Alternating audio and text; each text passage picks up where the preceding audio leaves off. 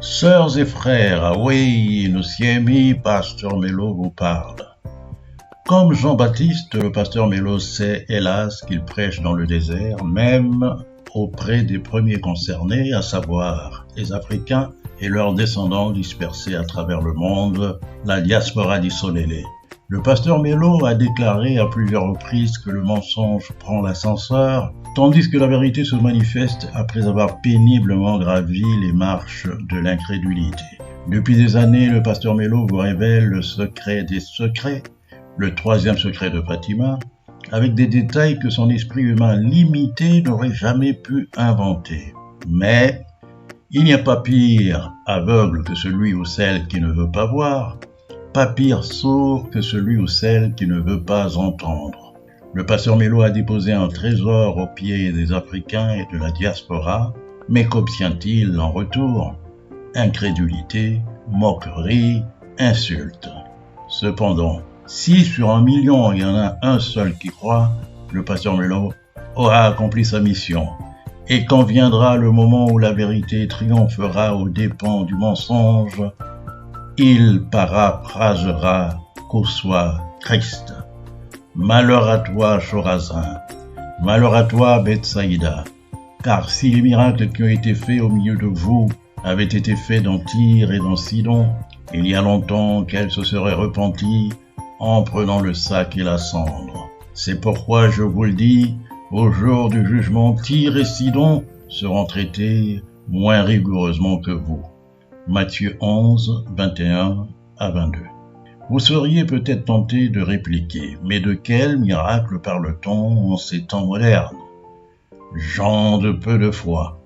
Le mystère de Fatima n'a-t-il pas pris fin le 13 octobre 1917 avec le plus grand miracle enregistré dans l'histoire de l'humanité? Ce miracle a été rapporté par les médias portugais qui en ont été témoins directement à Fatima, propageant cette nouvelle dans le monde entier. Il y a même des images de ce miracle.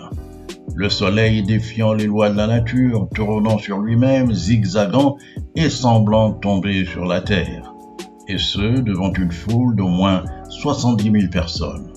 Nous le répétons, rien de tel ne s'est jamais produit depuis la création des cieux et de la terre par le Très-Haut. Ce miracle était destiné à annoncer la naissance d'un enfant, événement qui avait été prophétisé dans la Bible, qui en a même indiqué l'année, à savoir 1917. Apocalypse 12, 1 à 5. Les Écritures, dans de nombreux passages incompris ou mal interprétés, annoncent le Messie Solélé dans un lieu autre que le soi-disant Proche-Orient, au-delà des fleuves de l'Afrique. Sophonie 3, 10. Elles décrivent un Messie sans beauté ni éclat. Ésaïe 52, 13 à 15, Ésaïe 53, 1 à 3. Ce qui ne correspond pas aux innombrables portraits du Christ répandus à travers le monde. Elles prophétisent un Messie qui ne fait point entendre sa voix, Ésaïe 42, 1 à 2, un Messie qui a une postérité, Ésaïe 53, 10, un Messie qui bâtit un temple, Zacharie 6, 12, et enfin un Messie portant un nom nouveau, caché, inconnu, mystérieux, Apocalypse 3, 12. Ce Messie, moi, pasteur Melo, je vous l'ai révélé, je vous ai donné son nouveau nom, crypté depuis des temps immémoriaux, Siméon Toko, né le 24 février 1918, exactement 9 mois après le début des apparitions de Fatima. Dans le judaïsme, afin d'éviter de prononcer le nom supposé ineffable du Créateur, il est d'usage de l'appeler Hachem, ce qui signifie le nom. Le pasteur Melo n'a pas craint la polémique en affirmant que sur chaque page de la Bible apparaît en filigrane le nom à savoir Siméon ou Toko, ou même les deux à la fois. Vous ne me croyez pas, n'est-ce pas? Peu importe, car la vérité est un lion. Avons-nous besoin de défendre un lion? Un lion a-t-il besoin d'un garde du corps pour le protéger? Donc la vérité, cette vérité que nous ne nous lasserons pas de proclamer, est un lion indomptable. Toko contre Baal, le mystère caché d'Osée 2:16. Et il arrivera en ce jour-là, dit l'Éternel, que tu m'appelleras mon homme, et que tu ne m'appelleras plus mon Baal. Nous assistons ici à un combat, une guerre sans merci entre deux entités opposées. Le nom de l'un apparaît clairement, bien que de nombreux traducteurs de la Bible interloquaient et préféraient escamoter Baal et le remplacer par maître. Cependant, nous ne devons pas seulement gratter à la surface, mais creuser en profondeur pour voir le mystère qui se cache dans ce passage d'Osée. Les Écritures, notamment en Sophonie 3:9, nous révèlent qu'il existe une langue pure, à savoir un idiome qui est sans conteste celui du Très-Haut. C'est cette langue que le pasteur Milo a révélée dans son livre « La langue la plus intelligente du monde ». C'est une langue bantoue, plus précisément le Kikongo. Dans son étymologie, Kikongo signifie l'idiome, défini par le préfixe ki, du royaume, Congo, de Nkengi, pasteur roi. La relation entre kingdom en anglais et Congo est en soi assez facile à noter. Pour revenir au texte biblique précité, nous avons d'un côté Baal qui est écrit en clair, mais Toko caché en filigrane dans le mot homme ou mari. Je vous renvoie aux extraits du dictionnaire Kikongo du linguiste anglais du 19e siècle Holman Bentley. La Bible nous révèle donc, apocalypto, qu'au cours du temps, un homme portant le titre d'époux ou de fiancé d'Isolélé, comme le confirment d'autres textes comme Ésaïe 62:5, apparaîtra. Il incarnera la vérité.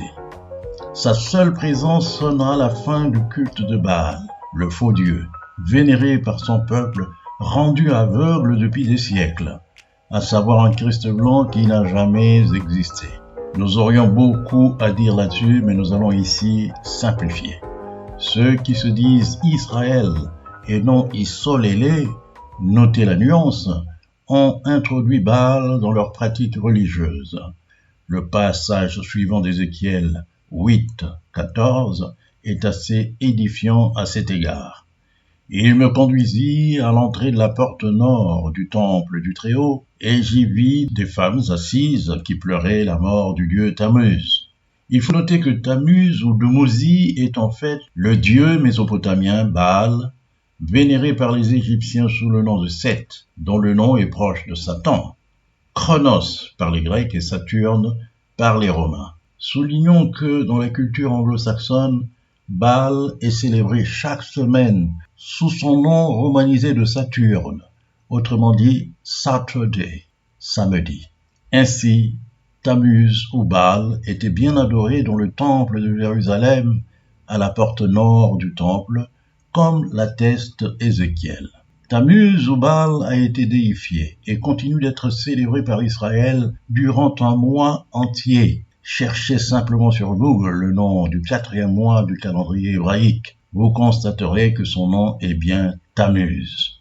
Selon ce calendrier, les mois s'appellent Nissan, Iyar, Sivan, Tammuz, Av, Elul, Tishri, Shvat, Kislev, Tevet, Shvat et Adar. Par conséquent, Baal a réussi l'exploit non seulement de s'installer en Israël, mais d'usurper la place d'Isolélé, le vrai peuple élu, et de tromper ainsi le monde entier. En effet, Israël est blanc, alors qu'Isolélé est noir. Afin d'accomplir le plan du Très-Haut, Isolélé de la race originelle a migré et s'est installé sur le nombril de la terre en Afrique centrale, juste avant la destruction du temple de Jérusalem en 70 de notre ère. Il en a résulté que les œuvres illustrées décrivant les personnages bibliques, les peintures, les sculptures, les images, les photos et à plus forte raison le cinéma, ont fait tomber l'humanité tout entière dans le piège d'un Christ blanc, alors même que ce dernier dépeint Baal, taillé à l'image d'Israël qui se veut exclusivement blanc. Les chrétiens qui adorent le Christ à l'image d'un homme blanc efféminé aux cheveux longs honorent simultanément Baal et sa chère épouse Ishtar, Astarté. La barbe virile représente Baal, tandis que les cheveux féminins représentent Ishtar. Maintenant, avec la révélation du troisième secret de Fatima, apparaît l'époux, Toko, époux d'Isolélé, incarnation de la vérité opposée au mensonge incarné par Baal. Comprenez donc que si le Vatican avait annoncé la vérité concernant Toko en 1960, comme l'exigeait le Très-Haut, la prophétie d'Osée se serait entièrement réalisée. Et il arrivera en ce jour-là, dit l'Éternel, que tu m'appelleras mon mari, et Tokodiame, et que tu ne m'appelleras plus mon Baal. Il faut préciser pour finir que tu représente Isolélé et tous ceux qui croiront à la vérité selon le plan du Très-Haut défini en Actes 10, 34 à 35. En vérité, je reconnais que Dieu ne fait point exception de personne, mais qu'en toute nation, celui qui le craint et qui pratique la justice lui est agréable. Toko est l'époux prophétisé dans Matthieu 25, 1 à 13. Il suffit que cette vérité soit finalement proclamée, révélation du troisième secret de Fatima, pour que Baal, le mensonge, disparaisse à jamais. Ingeta, Pasteur Melo. C'est loué, c'est loué, c'est loué.